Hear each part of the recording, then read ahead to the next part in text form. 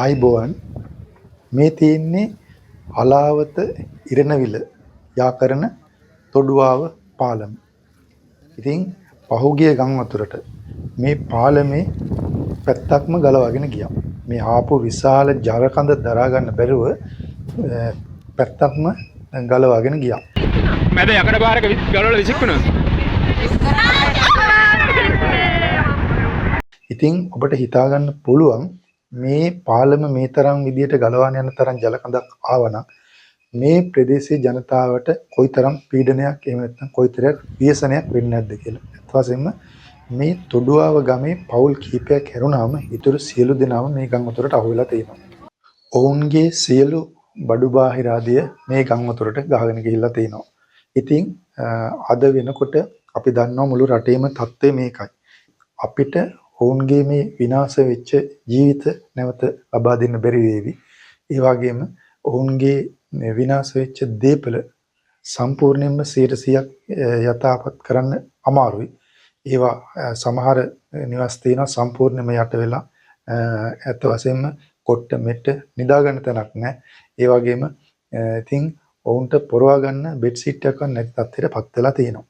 ඉතින් නමුත් අපිට පුළුවන් ඔවුන්ගේ අනාගතයට යම්කිසි ආලෝකයක් ඔවුන්ට නැවත නගා සිටින්න උදව්වක් කරන්න පුළුවන්. මම දන්නවා මේ වීඩියෝ එක බලන ඔබ සියලු දෙනාම මේ වෙනකොට යම්කිසි පොඩි හෝ දායකත්වයක් දරලා තිනවා. සමහර අය විශාල වශයෙන් ගිහිල්ලා ඒ පැති වලට උදව් කරලා කෑම හදලා දීලා මේ සියලු දේම අපේ ශ්‍රී ලාංකික ජනතාව අනිවාර්යයෙන්ම පහුගිය දවස්වල කරා. ඉතින් අපේ රටේ ජනතාව විතරක් නෙමෙයි පිට රටවලින් මේ වෙනට ඇවිල්ලා අපිට ආධාර කරනවා, උපකාර කරනවා. ඉතින් මෙතනදී අපිත් හිතුවා මේ තොඩුවාව ප්‍රදේශයේ ජනතාවට ඔවුන්ගේ ජීවිත නගා සිටවන්න යම්කිසි සහායක් ලබා දෙන්න. ඉතින් මේකට මූලිකත්වයේ ගත්තේ මගේ මිත්‍රයා අජිත් ශෝහිත මහත්මයා, ඒ වගේම සංජීව මහත්මයා. ඔවුන් දෙදෙනාගේ තවත් පිටරට සහ මෙරට ඉන්න යාළුවෝ කීප දෙනෙක් එකතු කරගෙන ඔවුන් තමන්ගේ ශ්‍රමය, ධනය, කාලය කැප කරලා බාණ්ඩ එකතු කරගෙන ඉතින් අපි තොඩුවාවේ තියෙන ABC කියන පෙර පාසලේ විපතටපත් දරුවන්ගේ පවුල්වල සුබ සිද්ධිය සඳහා අත්‍යවශ්‍ය භාණ්ඩ කීපයක් බෙදා දීම සඳහා අපි මේ යන්නේ. මෙතනදී මතක් කරන්න ඕන මගේ මිත්‍රයා අජිත් මහත්මයා ඊළඟට සංජීව මහත්මයා ඊටාම අපහසුයෙන් තමයි මේ භාණ්ඩ එකතු කරගත්තේ. මොකද දැන් මේ සුපර් මාකට් වලින් එහෙම දෙන්නේ නැහැ හාල් පැකට් 2-3කට වැඩිය දෙන්නේ නැහැ. ඉතින් ඔවුන් මේ ගම්පහ ප්‍රදේශයේ මිනුවන්ගොඩ ප්‍රදේශයේ ඒකල ජායල මේ හැම පැත්තෙම ඇවිදලා හාල් පැකට් 2-3 එකතු කරගෙන තමයි ගෙවල් වලට ගෙනහිල්ලා මේවා පැකට් කරලා තමයි අද මේ අරගෙන ඉන්නේ. ඉතින් මෙතනදී අපි ඔවුන්ගේ අත්දැකීම ඔවුන්ගේ වචන වලින්ම අහගත්තා. ඒක පහටම වතුරාව කර පියාගන්න දෙයක් තිබුණේ. අපි පැන්න ගෙඩියට. ඊපස් මං ඉනිමග තියලා අඹ ගහට ඉනිමග ගෙනලා අඹ ගහට පොඩි එක්කෙනත් එක්ක ඉනිමගට නැග්ගා. අරගොල්ලෝ අපේ බෝක්කු දාලා තිනා බෝක්කු උඩ නැග්ගා. තික්පන් තියනා ඒගොල්ලන්ගේ පවුලේ කට්ටියව දාගෙන යනවා. අපි අත්දැකීම ඔවුන් එක්කම බෙදා හදාගත්තා. විශේෂයෙන්ම අපි දන්නවා පුංචි දරුවෝ බොරු කියන්නේ නැහැ. ඉතින් මේ දරුවන්ට තියෙන විශාල කම්පනයක්. ඔවුන්ගේ මේ කෙටි ජීවිත කාලය තුළ ඔවුන් මේ වගේ දේවල් අත්විඳලා නැහැ. මොකද්ද උනේ කියලා දන්නේ නැහැ. රාත්‍රියේ නිදාගෙන ඉඳලා ඇඳෙන් බිමට බහිනකොට ඇඳ ළඟටම වතුර. ඉතින් එළියට ඇවිල්ලා දොර අරිනකොට වතුර විශාල ජල කඳක් ගේ ඇතුළට ආවලු. මෙහෙම තමයි උන් විස්තර කරන්නේ. ඉතින් සමහරු ඉඳලා තියෙන්නේ වහලවල් උඩ, සමහරු ගස් උඩ, සමහරු තවත් ස්ථානවල තමයි ඉඳලා ජීවිතය කොහොම හරි බේරාගෙන තියෙන්නේ. ඉතින් මේ වාගේ විපතකදී අපේ ශ්‍රී ලාංකිකයන් අනිවාර්යයෙන්ම පෙරට එනවා, ඇවිල්ලා හැමෝටම උදව් කරනවා. ඉතින් අපිත් ඒ වාගේ පුළුවන් විදිහට අපිට පුළුවන් විදිහට අපි උදව්වක් වුන්ට කරා. ඉතින් මෙතනදී මගේ මිත්‍රයා අජිත් ශෝහිත මහත්මයා මේ පුංචි දරුවන්ගේ මානසික තත්ත්වය නගා සිටීම සඳහා ඔවුන්ට මේ චිත්‍ර අඳින්න බිස්ටල් බෝඩ්, ඊට පස්සේ මේ පාට පැන්සල්, ඊට පස්සේ ඔවුන්ට පුංචි සෙල්ලම් බඩු, ඔවුන් ආස කරන බීම වර්ග මේ හැම දෙයක්ම අරගෙන ගියා මේ දරුවන්ට ලබලා දුන්නා. ඉතින් ඔවුන්ට නැවත රජයේ ආධාර ලැබෙනකල් පුංචි කාලයක් ජීවත් වෙන්න පුළුවන් ආධාර උපකාර ලබා දුන්නා. අපේ ගම තොඩුවාව මේ ගම් වතුර ව්‍යසනයේදී අපේ ගමේ ගොඩාක් හානියටපත් වුණා ගොඩක් ගෙවල් දොරවල්. ඉතින් අද දවසේදී අපේ මේ මගේ පෙර පාසල අපේ පෙර පාසලේ දරුවෝ 42 දෙනෙක් ඉන්නවා. ඒකෙන් 11 දෙනෙක් හා කාර්ය මණ්ඩලයේ සේවය කරන අපේ ආරක්ෂක නිලධාරීතුමා මෙතන ඉන්නවා. එයාගේ ගේ අනිත් දරුවෝ 11 දෙනාගේ ගෙවල් වතුරට හානි වුණා. ඉතින් ඇත්තටම ඒ හානි වෙච්ච හැම කෙනෙක්ම ගොඩාක් නැති බැරි විදිහට හිටපු අය නෙමෙයි. යමක් කමක් තියෙන තිබිච්ච අය. ඉතින් ඒගොල්ලන්ගේ ගෙවල් අර නොහිතපු විදිහට ආපු වතුර එකට අහු වුණා. අහු වෙලා ඉතින් අර ගොඩාක් ඒගොල්ලන්ට අලාභ හානි වුණා. දරුවන්ගේ ඇඳුම් පැළඳුම් අල්මාරි පොත්පත් හැමදේම වගේ විනාශ වෙලා තියෙනවා. ඉතින් මගේ මහත්තයා වලුෂන් එකේ වැඩ කරන කෙනෙක්. එයාගේ යාළුවෙක් රෝහිත මල්ලි මම එයාව දන්නවා. එතකොට එයා එක කතා කරලා මහත්තයා යම් ඉල්ලීමක් කරලා ඒකට රෝහිත මල්ලි එයාගේ හිතවත් අජිත් මහත්තයා ඒ වගේම අරුණ ඒ වගේම ජමිත ඒ වගේම සංජීව කියන මහත්වරු අපිට ලොකු උපකාරයක් කෙරුවා. ඒ දෙමව්පියන්ට යම් කිසි ඒ දීපු දායකත්වය ඒ උපකාරයට ගොඩක් ස්තුතිවන්ත වෙනවා. මොකද එයාලා ගොඩක් කෘතඥ වුණා අම්මලා.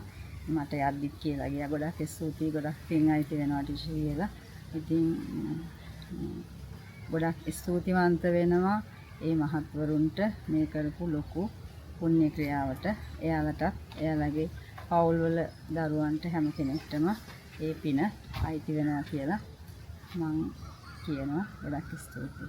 අපේ මේ වැඩසටහන සම්බන්ධීකරණය කළේ සුදේශ් රුද්‍රිග මහත්මයා. ඉතින් සුදේශ් මහත්මයාත් මේ ප්‍රදේශයේ ජනතාවත් එක්ක නිතරම සහයෝගයෙන් වැඩ කරන කෙනෙක්.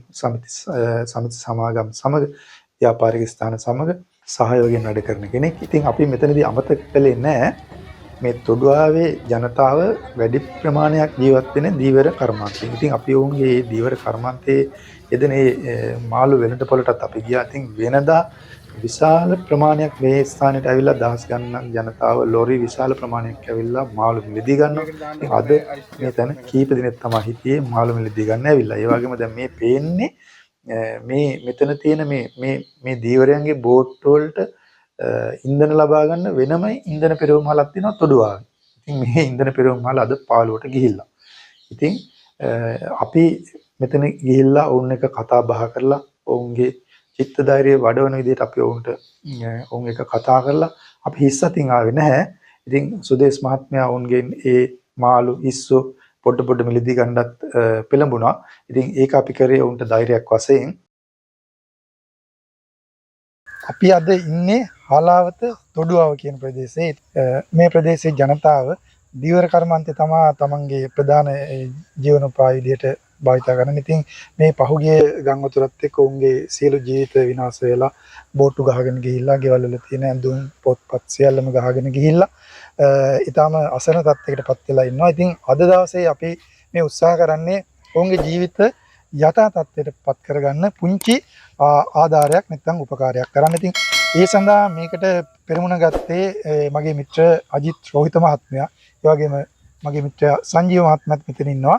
ඉතින් මේ අදහස ඇයි මේ විදිහට ක්‍රියාත්මක කරන්න හිතුවේ කියන එක අපි මුලින්ම මා මිත්‍ර අජිත් රෝහිත මහත්මයාගෙන් අපි අහලා බලමු. ස්තුතියි චන්දන. අපි හැම වෙලාවෙම මිනිස්සුන්ගේ නගා සිටුවෙන මිනිස්සුන්ගේ ජීවිත වඩාත් දියුණු වීම සඳහා හැමෝටම කාර්යභාරයක් තියෙනවා සහාය වෙන්න. ඉතින් ඒක තමයි අපේ ඇඟ තුල තියෙන ජීවය.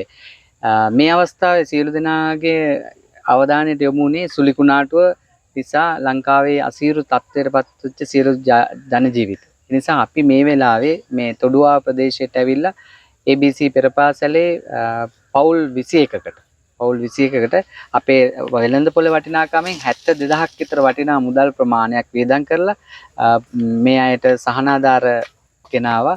ඉතින් මේකෙදි මේ මට කියන්නට ඕන විශේෂම කාරණයක් තමයි චන්දන මේ 72000ක මුදල අපි ඇත්තටම වියදම් කරේ 56000යි. ඇයි අපිට උදව් කරා මේ කාර්යය කරන්න විශේෂයෙන් මේ අපිට මූල්‍ය සම්පාදනයේ සලසලා දුන්නු අපේ සංජීව මහත්මයා, ඉතාලියේ ඉන්න ජමිත මහත්මයා, ඊළඟට ඕස්ට්‍රේලියාවේ ඉන්න අරුණ රත්නසේකර මහත්මයා, ඒ වගේම අපේ කටුනායක තව සහෝදරයෙක් ඉන්න ජූඩ් සහෝදරයා. මේ සියලු දෙනා උදව් කරන්නේ මූල්‍ය වශයෙන්. හැබැයි මේක වඩා ඵලදායී ලෙස සිදු කරන්න අපේ ව්‍යාපාරික ප්‍රජාව තොගමිලට බඩු ටික ලබලා දීලා අපිට 56000කින් මේ දේ සම්පූර්ණ කරන්න වුණා. ඒ වගේම විශේෂම දේ තමයි අපි ඊයර 12 මාර විතර එනකල් මේක පැක් කරා. ඒ පැක් කරේ මගේ ආදරණීය බිරිඳ, ඒ වගේම මගේ දරුවෝ 3 දෙනා අපි 4 දෙනාම එක්ක වෙලා පැක් කරා. මම හිතන්නේ මේ හැම වෙලාවෙදිම සංජීව අපිත් එක්ක ළඟින් හිටියා. මොකද්ද වෙන්න ඕනයි එකේ අහා හරි හයියට හිටියා. ඒ නිසා අපි හැමෝම එකතු වෙලා තමයි මේ සහයෝගයේ තොඩුවාවේ මේ ජනතාවගේ පවුල් 21කට ගෙනල්ලා දෙන්නේ. අපිට තියෙන එකම සතුට තමයි චන්දන මෙතනින් එක අම්මා කෙනෙක් කිව්වා අපිට මේක ඉස්සෙල්ලත් හම්බුණා. අපි ඒවා අරගෙන බෙදාගෙන තව නැති අයටත් දුන්නා. අපි මේකත් අරගන්නවා වගේම අපේ නැති අයටත් එක්ක බෙදාගෙන කැම ටික මේ බෙදා හදාගෙන කනවා කියලා. ඒ වෙනස තමයි අපිට ඕනේ. අනිත් කෙනා ගැන හිතන්න. අනිවාර්යයෙන්ම. දැන් මේ අජිත් රෝහිත කියන්නේ මගේ මිත්‍රයා. අත් වශයෙන්ම දැන් මීට කලිනුත් මේ වාගේ විවිධ ව්‍යාපෘති ක්‍රියාත්මක කරලා අත්දැකීමක් තියෙන කෙනෙක්. ඔහු විවිධ සංවිධානවල සේවය කරලා මේ වාගේ ව්‍යාපෘති බොහොමයක් ක්‍රියාත්මක කරලා තියෙනවා. ඉතින් ඇත්තටම මේ වාගේ ව්‍යසනයකදී ඔබ වාගේ පුද්ගලයෙක් ඉස්සරහට එන එක හොඳයි. මොකද මේකේ දිග පළල බැරෑරුම් තත්ත්වයේ දන්නේ මේ වාගේ කොයි වෙලාවටද මේක කොයි වාගේ පුද්ගලයන්ටද අපි උදව් කරන්න ඕන, ඊළඟට ඔවුන්ගේ අවශ්‍යතාව මොනවද, දරුවන්ගේ අවශ්‍යතාව මොනවද, වැඩිහිටියන්ගේ අවශ්‍යතාව මොනවද, විශේෂයෙන්ම කාන්තාවන්ගේ අවශ්‍යතාව මොනවද කියලා ඒක තේරුම් ගන්න පුළුවන් ඔබ වාගේ පුද්ගලයට. මම දැක්කා මේ අර පුංචි දරුවන්ට මේ වෙනම උපකරණ ටිකක් බාර දුන්නා. ඔව් චන්දන. ඒක විශේෂයි. අපි ඇත්තටම මයිකෝල ආයතනයේ බීම ටිකක් අරගෙන ආවා. ඒ ආයතනයෙන් අපිට ලැබලා දුන්නා බීම වගේක්. ඒවා විශේෂයෙන් අපි ගෙනාවේ මේකයි. පුංචි අය ආසයිනේ බීම බොන්න. ඒ වගේම යාළුවෝ ඩ්‍රෝවින් කරන්න.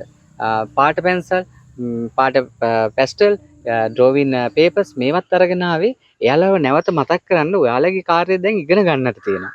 අපේ අතීතය අපි යටපත් කරමු, වර්තමානයේ ජීවත් වෙමු, අනාගතය ගැන ප්‍රාර්ථනා කරමු කියන අදහසින් තමයි අපි මේ සියල්ල කරේ. ඉතින් මේ හැම එකේදීම අපේ විශේෂයෙන් සැලකිලිමත් වෙන්නේ මම කලින් වැඩ කරපු ආයතනය මතක් කරනවා වොලියුෂන් ආයතනයේ දරුවෝ වෙනුවෙන් වැඩ කරන්නේ. ඒ නිසා දරුවෝ මූලික කරගෙන කේන්ද්‍රයේ දරුවා කරගෙන සමාජයේ තියෙන අනිකුත් සම්පත් ටික උපයෝගී කරගෙන මේ කාර්යය කරන්න මම හැම වෙලාවෙම ඕනෑම වෙලාවක මූලික වෙනවා. රජයේ කරන ප්‍රමාණය වඩාත් අපිට සඵල කරගන්න නම් අපි හැමෝම මේකට දායක වෙන්න ඕනේ. මේක අරගොල්ලන්ගේ කොටස මේගොල්ලන්ගේ කොටස කියන්නේ නැතුව අපි හැමෝම පුළුවන් විදියට කරපුවාම තමයි අපිට සම්පූර්ණත්වයට එන්න පුළුවන්. ඔව් දැන් ඇත්ත වශයෙන්ම දැන් මේක මේ ව්‍යසනයෙන් පස්සේ බොහෝ ජනතාවක් ඒකට මුහුණ දෙන්න අය ඇත්තටම මානසිකව වැටලා ඉන්නවා. අනිත් පැත්තෙන් උන් කම්පැනිටපත් වෙලා. ඉතින් මේ කම්පැනිටපත් වෙලා ජනතාව විශේෂයෙන්ම පොඩි දරුවන්ට මේක තේරුම් ගන්න අමාරුයි.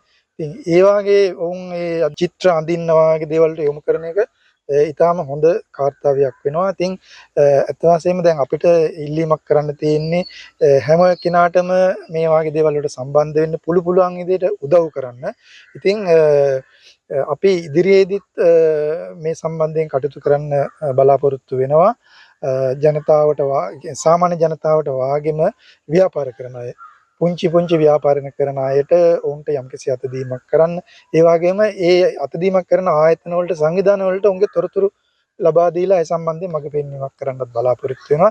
ඉතින් බොහොමත්ම ස්තුතියි අජිත් මහත්මයා, ඊළඟට සංජීව මහත්මයා අපේ වැඩසටහනට සම්බන්ධ වුණාට. ඒ වගේම මේ වැඩසටහනට අපිට සහයෝගය දුන්න සෝදේ ශ්‍රොද්රුග මහත්මයා ඇතුළු ඒ ගමේ ජනතාවටත් අපි ස්තුතිවන්ත වෙනවා. ඉතින් අපි නැවතත් වීඩියෝ එකකින් හමු වෙමු. ඔබ සියලු දෙනාටම ස්තුතියි. අපේ රටේ ආර්ථිකය නංවන දේශීය ව්‍යාපාරික නාලිකාව සිලෝන් බිස්නස් හබ්. දැන් සබ්ස්ක්‍රයිබ් කර බෙල් අයිකන් එක ක්ලික් කරන්න.